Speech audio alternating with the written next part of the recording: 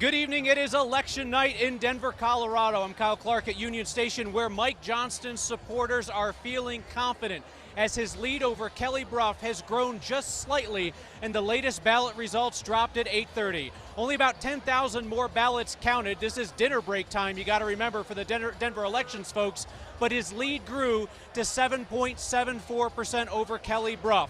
And his supporters here are confident that that lead will only grow as late voting supporters skew progressive.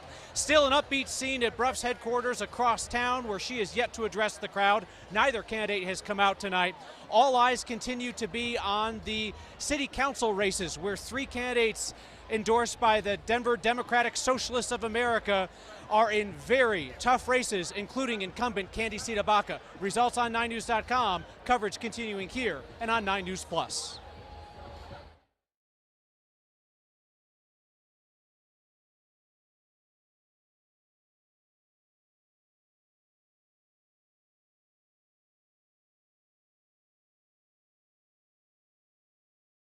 Thanks for joining us here on 9 News Plus for our continued coverage of the mayoral runoff election, as well as 3 city council race runoffs as well. I'm now joined by outgoing Denver City Councilwoman Robin Knish for a bit more about what we've seen here tonight. First of all, of course, the top line takeaway continues to be the mayoral race. We did notice, as you just heard a second ago from Kyle Clark, there's been a bit of a growth in terms of the lead for Mike Johnston.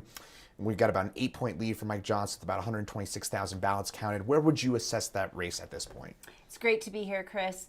I think it's right where we expected. Based on the results of the general election, we saw that Mike did a little better with younger voters and in some of the more democratic areas of the city. We see historically that those voters turn out more on election day in Denver. So we would expect to see, based on his results last time, some of the poll results that we've seen, his margin to grow with the election day voter turnout. So it's right where we would expect to see, with a little bit of growth in his margin. And Robin, we still got tens of thousands of ballots to be counted. So this race not done yet. Still, though, I think we're maybe at a point where maybe we can start discussing the potential implications of a potential Mike Johnston win. Correct me if I'm wrong on that, A. And B, what would that look like in the mayor's office if Mike Johnston prevails, as seems to be the case at this point? Well, we do want to make sure every vote is counted. Totally. But it is true that if, I think this was a race really between a visionary and a manager. And so if Mike Johnston is the next mayor of Denver, his first order of business will be, who's the chief of staff who brings that managerial day-to-day detail-orientedness to balance out his vision? He's going to need to have someone who knows the city from the inside out. He didn't bring in all of that experience that Kelly Brough had. He will have to think about those cabinet appointments. Where does he want to keep experience, and where does he want to bring in maybe that national talent pool that he's so well connected to? He's going to have to think about that city council. Mayors do not always want to think about that vote margin and the way that that council knows the city and the way that it can shape the debate, the way that they know the residents of the city, and they ignore it to their peril. Michael Hancock came in actually knowing the city council because he came from the city council, and it served him well when he worked with us, and when he was able to partner, we were able to do things together. And sometimes we found ourselves crosswise, and he had to start from scratch when he went around and kind of forgot that lesson. And so the new mayor, if it's Michael Johnston, he's going to need someone to help to make that transition for him. All right, let's talk about the city council. That's obviously in your wheelhouse here, Robin. You've been through a few of these election nights yourself, 12 years in the city council. Give us an indication here, 8, 9, and 10, those are the races that are up for debate. And at this point, we got a couple of pretty tight races, specifically in the 8th district. What's your overall assessment based on what we're seeing there? Yeah, Council District 8 has been probably one of our quieter races in some ways. Real cordial race, real 2 hardworking candidates. One who's already in elected office, Chantel Lewis. It's Pride Month, and she's an out candidate, so if she were to be elected, would be one of our LGBTQ representatives. But it's a real close race, and we might be watching that one till the very end. And we would expect Chantel Lewis to probably pick up more votes as the night goes on. If we use our rule of more progressive voters turning out on election day, this district picked up several new neighborhoods. Northeast Park Hill, and East Colfax. More voters of color in those parts of the city, Chantel Lewis being an African-American woman candidate.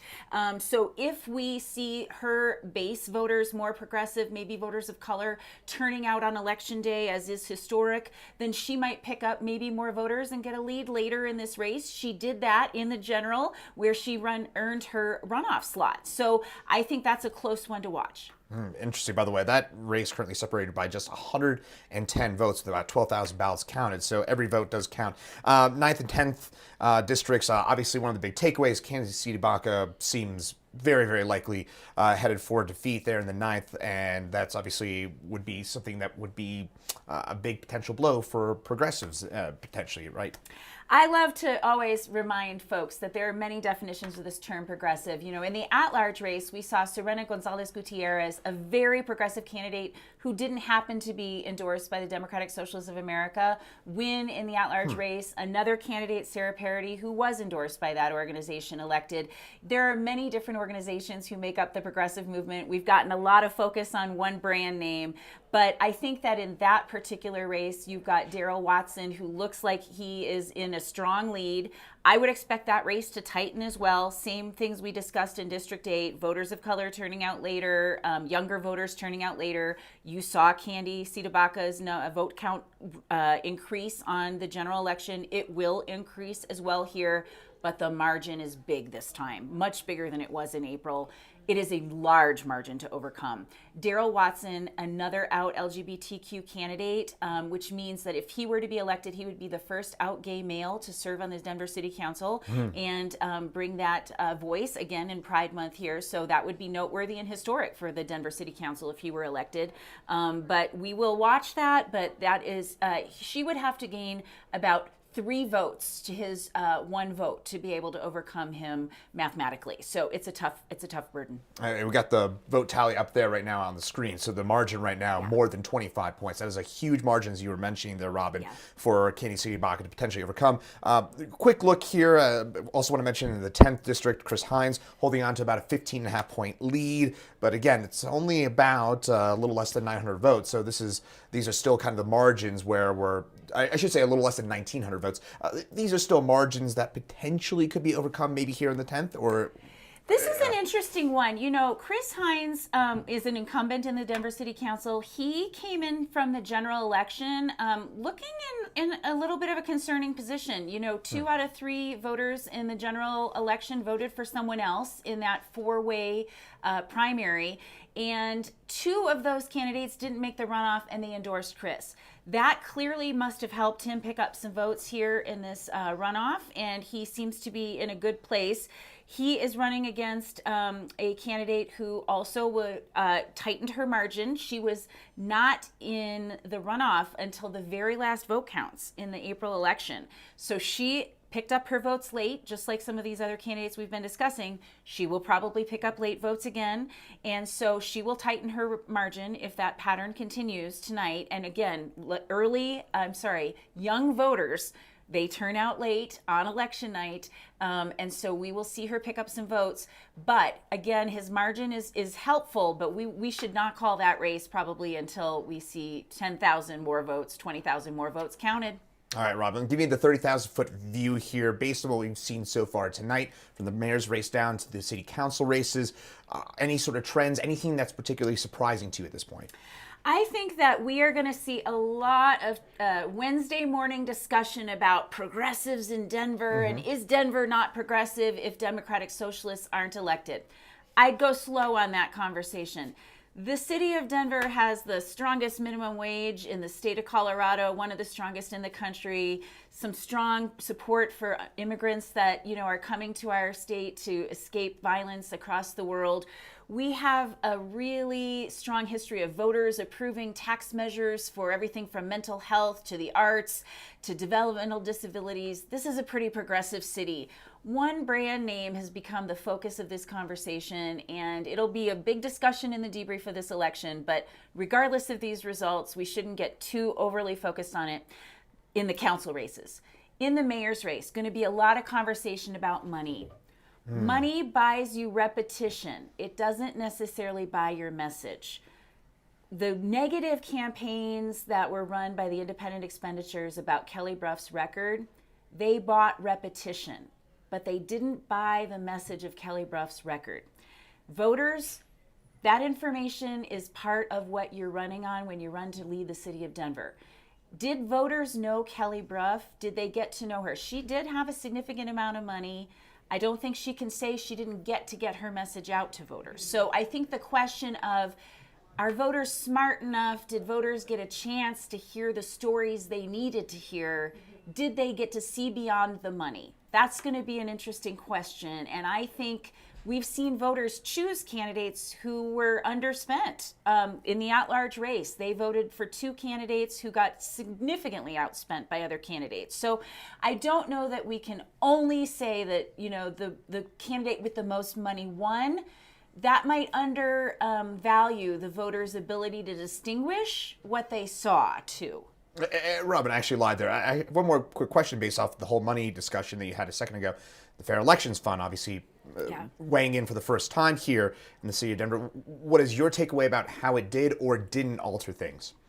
You know, I think it definitely gave candidates, particularly in council races, and maybe some of the mayoral candidates in the general election, a chance to compete who might not have ever had the chance to do so. It got messages into the campaigns that maybe would have not had as much of a conversation as they might have otherwise.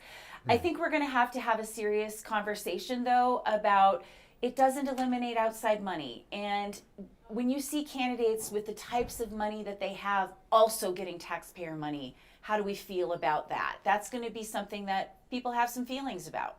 Wednesday morning quarterbacking, no doubt about that. That's going to come. But in the meantime, outgoing City Councilwoman Robin Kniech, thank you so much for taking a few minutes of your time here to lend us your expertise about these races that we've got so far tonight and what potentially might be coming. So thank you so much for joining us here. It's great to be on iNews.